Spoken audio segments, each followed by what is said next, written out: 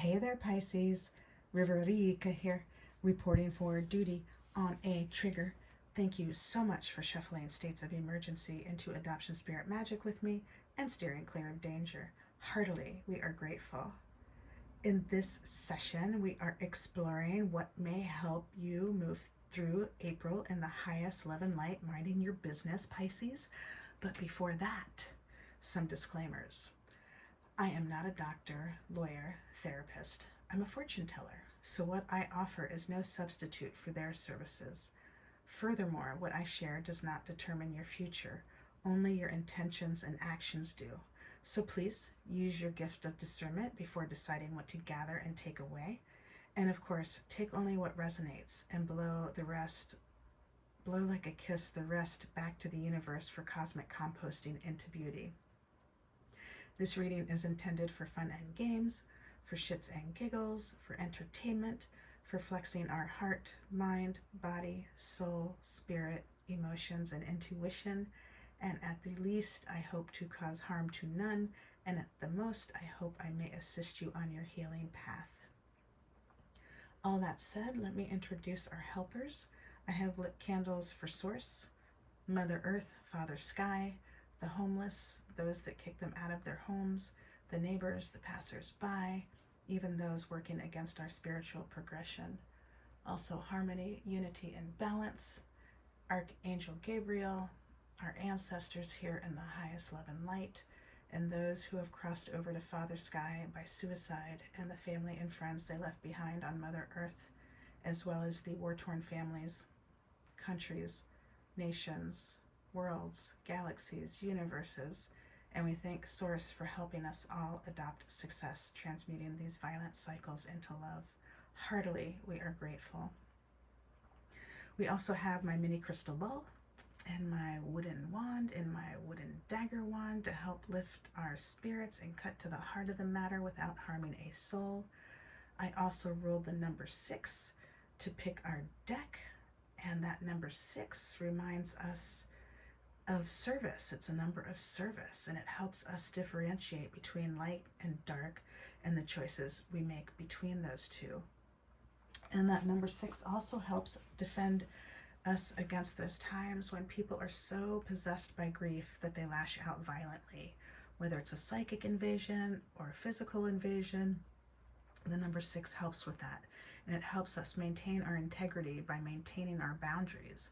For example, it helps us steer clear of those times when people are so possessed by grief they're lashing out violently, so we don't end up getting sucked into that violent cycle and being hurt or mirroring the madness and hurting that person that's hurting us.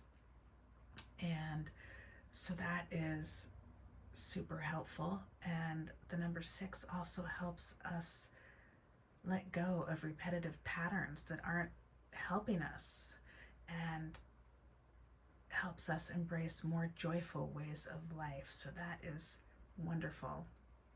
And whether you use the 6 in visualizations or you turn it into a mantra or a song or an art form, that may be something that you come back to this April again and again and again to help you play through the loss and trauma.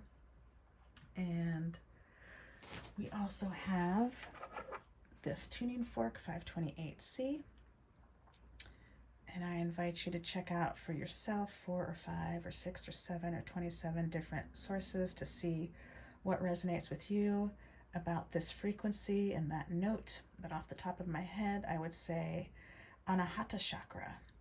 And the C note is also reminding me to share with you the Muladhara chakra. So the heart chakra, Anahata chakra, and the root chakra, the Muladhara chakra, this tone helps us with. And that is wonderful.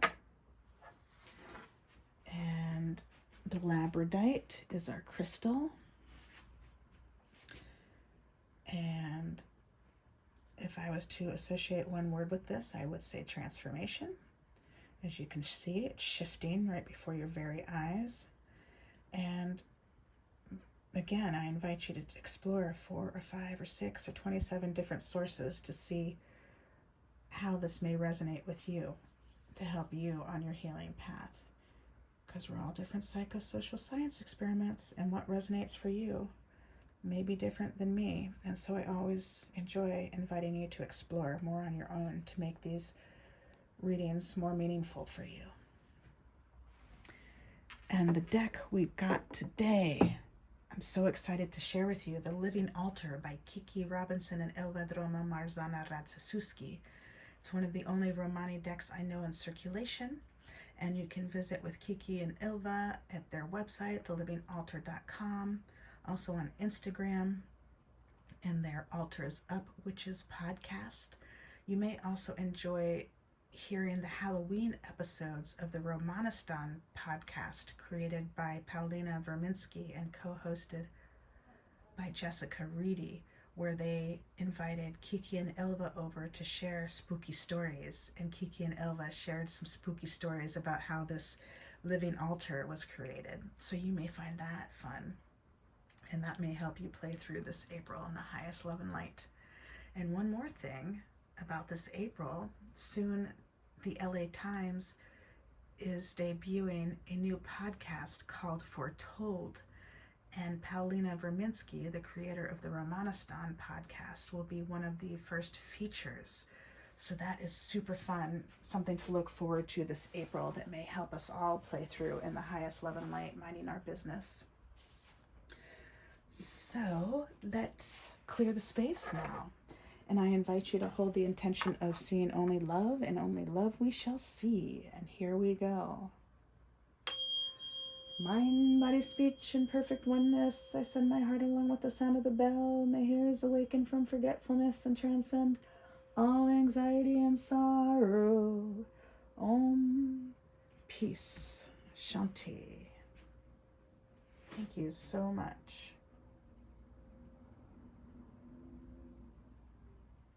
Still ringing. I love that. There we are. Thank you so much. All right. So let's move along with the reading and see what may help Pisces move forward through April, minding their business in the highest love and light. Pisces, you are a whole, full, powerful, loving spiritual being, and so am I. And we thank your source and spirit team, angels, galaxy guides, ancestors, saints, sages, gods, goddesses, universes here in the highest love and light, as well as mine. And we thank your source and my source for immediately shifting situations into what they need to be, offering necessary insights, healings, acts of grace, protection. Heartily, we are grateful. And so it was, and so it was, and so it was, and so it was. Thank you so much for guiding this reading in the highest love and light. Making messages for Pisces abundantly clear. Heartily, we are grateful.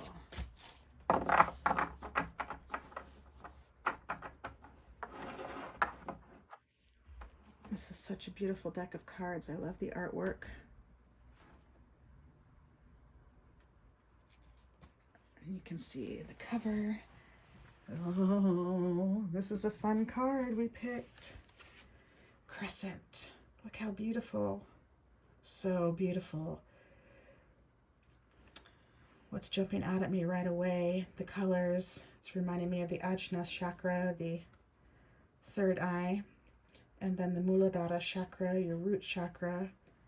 And these crystals, like crystallizing what you've been working on.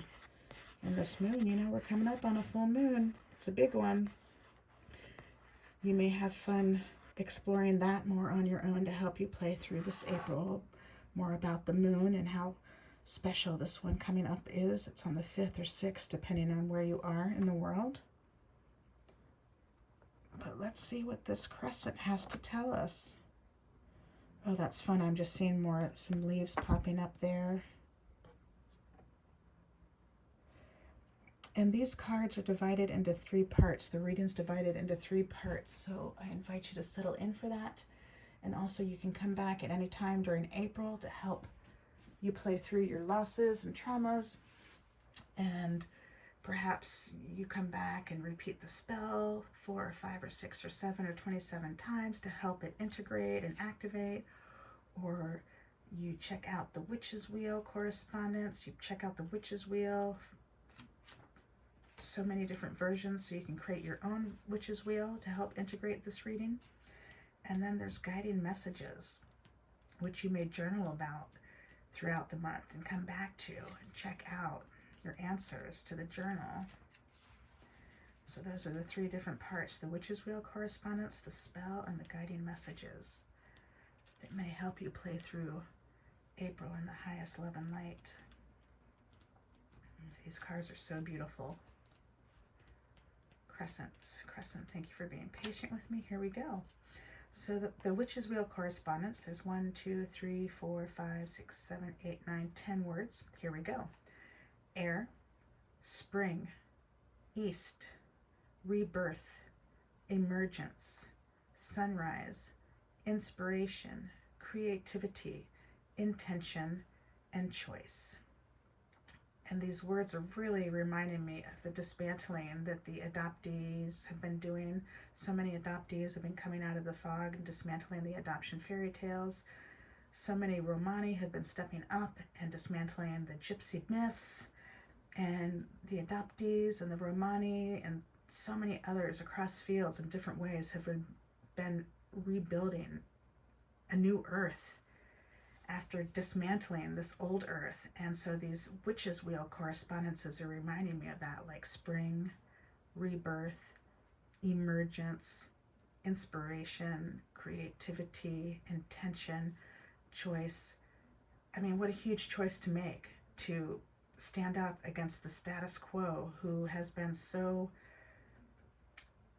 been taught to adhere to the adoption fairy tales and the gypsy myths, and to make the choice to stand up against that and say, really, those are myths and there's a reality, and we want to share that with you and rebuild a new earth. And that just takes such guts and courage to make that choice. And some of you made the choice decades ago, lifetimes ago, and some of you are just making the choice. Some of you are thinking about making the choice, and all of that, so courageous. And there was something else I wanted to share that was coming to my mind. Was it the emergence? Like the adoptees, before you came out of the fog, you were a totally different person, weren't you? I know I was.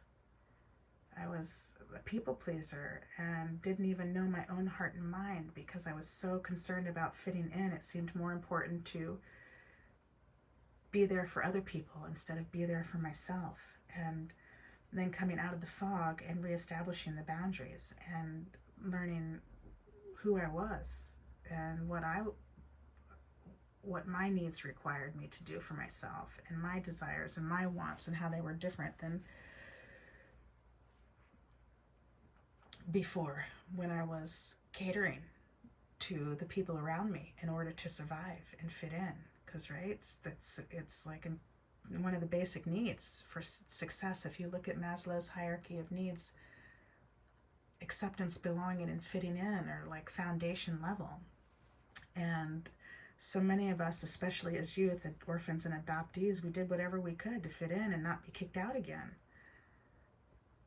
And then growing into adulthood and understanding, wow, that's not working for me so much. It's more working for the other people involved, and it's not really working for them either. And I've got to go out on a new way. And that takes such courage. Thank you so much for being so brave and daring to rebirth yourself.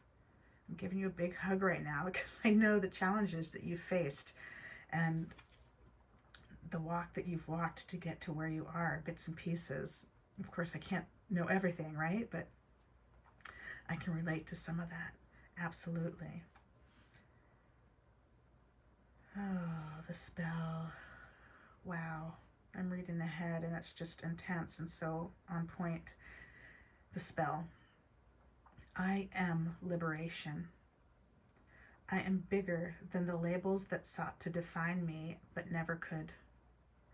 I break boxes that could never contain me.